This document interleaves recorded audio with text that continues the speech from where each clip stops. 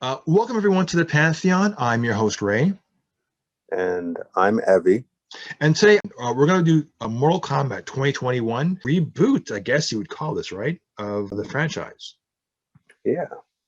First-time director. This was his first motion picture movie, so he had experience shooting action sequences, but for video games. So now he's going to do a movie based on a video game. So I don't know if that was the thing he wanted to do, but like it made sense for a person who has experience in that subgenre to really go full out.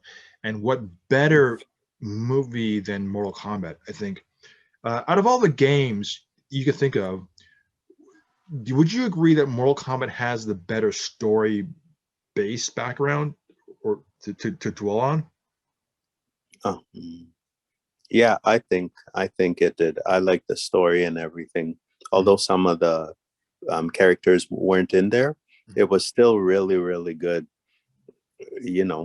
But very bloody, like people's hands getting cut off, and it was very bloody. But the story kind of left on what's going to happen next. So just in case they wanted to do a sequel, they kind of left it open. But yeah, I can't unsee stuff that I've seen, put it that way. What is your views of everything?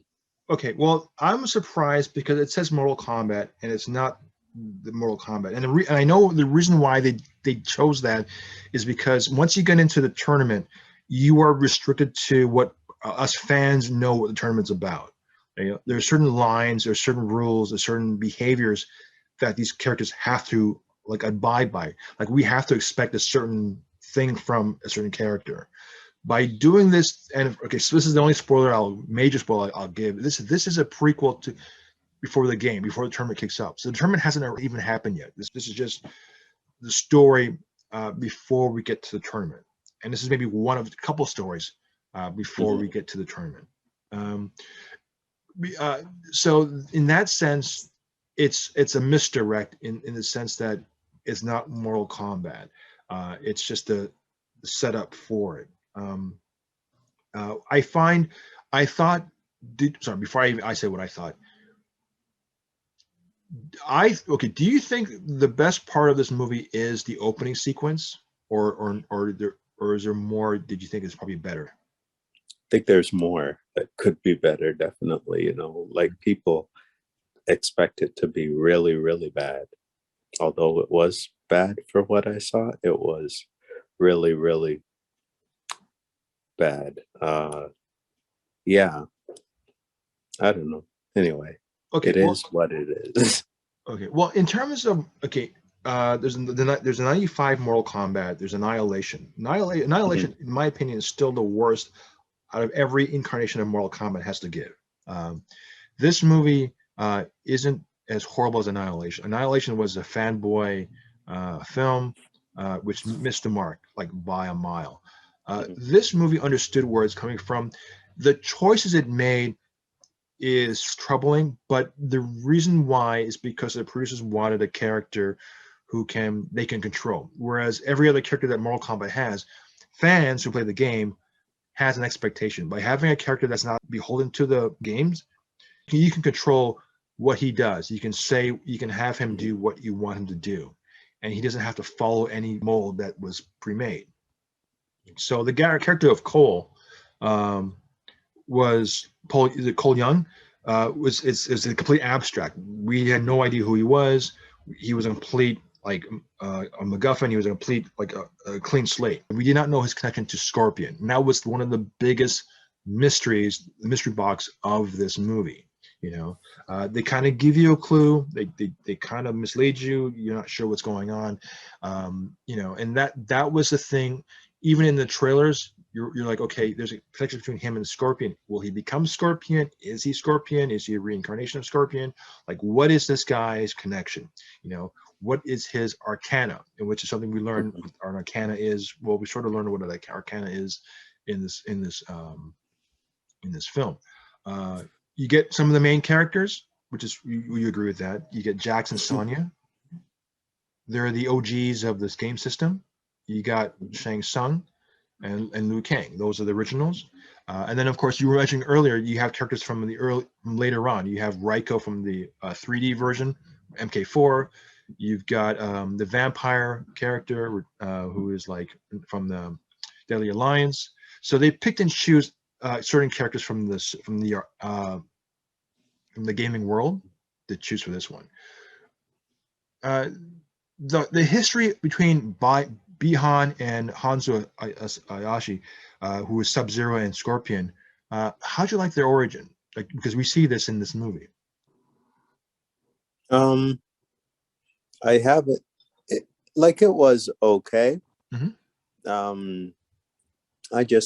I don't know, like, yeah, like it was okay. I can't remember that much of the origin because it was like I'm really old, so no, it No, I'm talking about the movie, not in terms of the story. I'm just talking about the film, like the way the they film. Yeah, like the way. Yeah, sorry, I should rephrase that. So in Okay. online, they gave it away online to the public. Yeah. They showed you the first 7 minutes of this movie, which basically takes place in the past. Oh yeah. So Okay. this one is free for everyone to see on YouTube. You can watch the first several minutes. So this one we can show this. So the first 7 minutes takes place in 1617 or 17th century Japan. Oh yeah. Right? So I'll get into the reasoning behind that in a second. But like this takes place like really far back in the past in Japan, and this is where we get the forming of Scorpion. But your thoughts on that, like specifically the opening sequence? Pardon me? What are your thoughts and your opinions and takeaways of your impressions of the first several minutes of this movie? Oh, it was yeah, it was really really well done, but very violent. If you don't know his his background or whatever, yeah, I didn't expect that so early, although I knew it was to come. Right. Yeah, so yeah, so yeah, it was really well done. But yeah, very violent. So Okay. Out of all the characters, who do you think is the most who's the most realized character? Like, who's the most fleshed out, like, most compelling character out of the whole movie? Like from beginning to end, who do you think is the character that's compelling, most interesting, more best backstory, just overall? I thought I would think it was the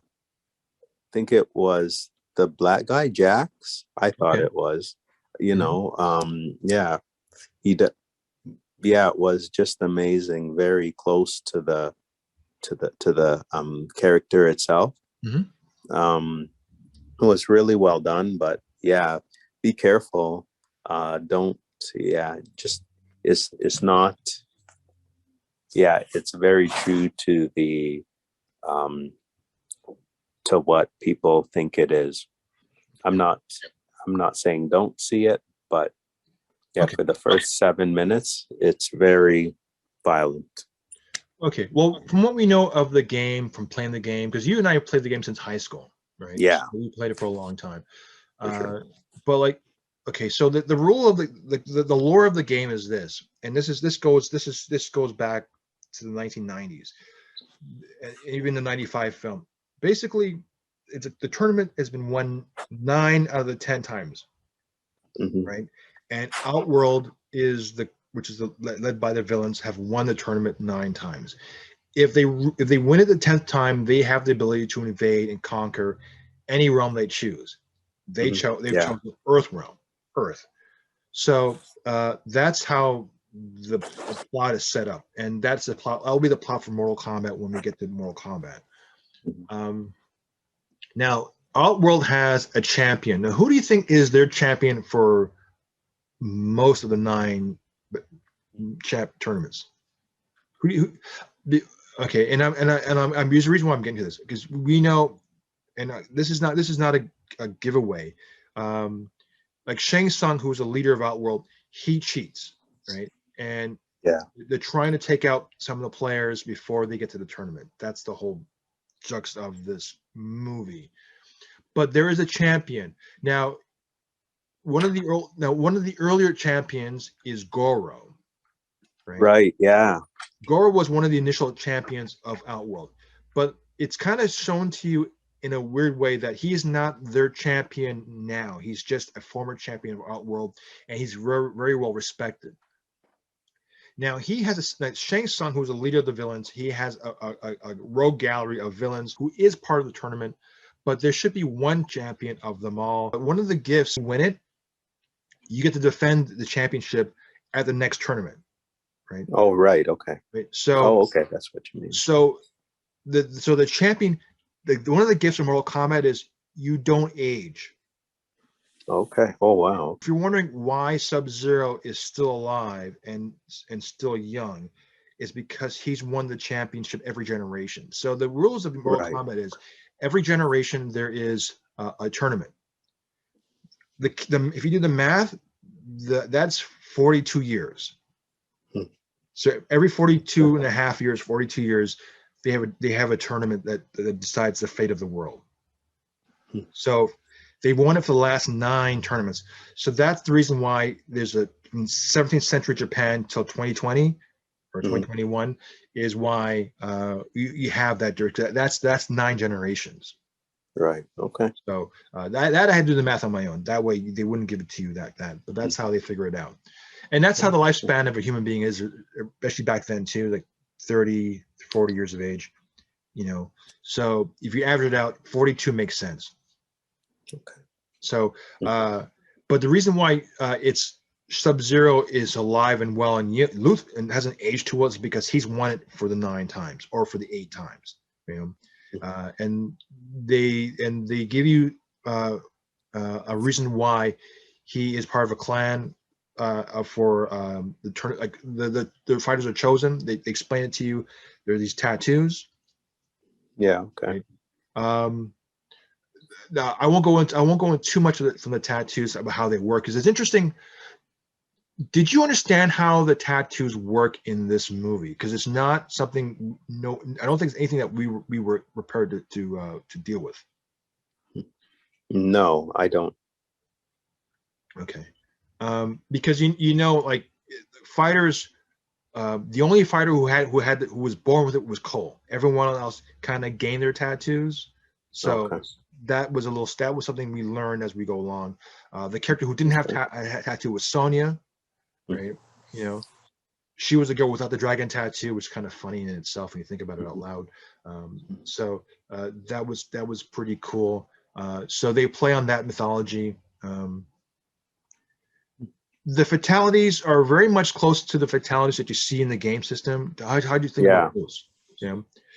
Because if you weren't a fan, if you never played or knew anything about like Kung Lao's fatality with the hats, or if you do know about the fire dragon, or reptile spitting blood, acid. I mean, if you're a fan of the game, or not even play the game but know of the game, you were rewarded in a sense that you were seeing things that you normally wouldn't get unless you were playing the game. Okay. Did they articulate it well for you in terms of the gameplay? Yeah, they did actually for me. Yeah, it was pretty well on actually. Although there were like other characters, I had no idea who they were or whatever.